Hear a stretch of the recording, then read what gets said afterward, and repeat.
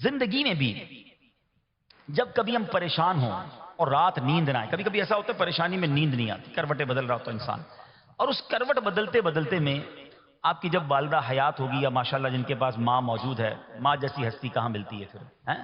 ایک بار اور سن لو، دنیا کی بہت ساری چیزیں میرے اور آپ کے پاس ہیں جو ریپلیسیبل ہیں، جو بدلی جا سکتی ہیں۔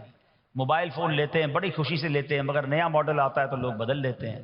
سواری لیتے ہیں بڑی خوشی ہوتی ہے، مگر جب نئی سواری آتی ہے تو ریپلیس بدل دیتے ہیں۔ ماڈل نیا آ گیا بھائی، اب وہ پرانی لگتی ہے۔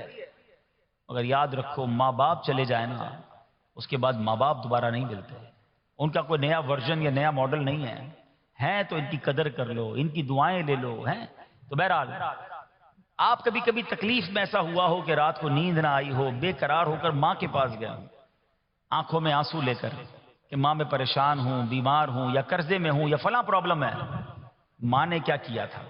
کروٹ بدل کر سو گئی تھی کہ بیٹا تو جان تیرا کام جانے، یا ماں خود بھی بیدار ہو گئی، سینے لگایا اور دعا کرنا شروع کر دی؟ بھائی ہم روئے تو ماں بھی روئی، یہ ہے نا ماں۔ میری تکلیف، ایسا لگتا ہے کہ مجھے کبھی کبھی یہ فیصلہ کرنا مشکل ہوتا تھا کہ تکلیف مجھے زیادہ ہوتی ہے میری تکلیف میں، یا میری والدہ کو زیادہ ہوتی ہے؟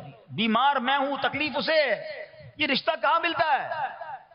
مگر مجھے ایک بات بتاؤ، جب میری تکلیف پر رات نیند چھوڑ کر، بستر چھوڑ کر میں ماں کے پاس گیا، ماں نے سینے لگایا، تو اگر میں اپنا بستر چھوڑ کر آنکھوں میں آنسو لیے میری ماں سے مجھے کہیں زیادہ پیار کرنے والے رب کی بارگاہ میں چلا گیا، تو اس کی رحمت کیا مجھے مایوس کر دے گی؟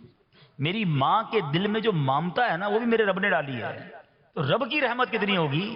تو کبھی کبھی اللہ کی بارگاہ میں رات کے اس پہر حاضر ہوا کرو، جو پرابلم ہے آپ کی، جو مشکل ہے آپ کی، آپ یقین کریں، آپ اللہ کی بارگاہ میں تہجد کے وقت رات کے آخری پہر آنسو بہائیں، دعائیں کریں، نوافل پڑھیں، پھر دیکھیں آپ کے دل کو تسلی کیسے ہوتی ہے۔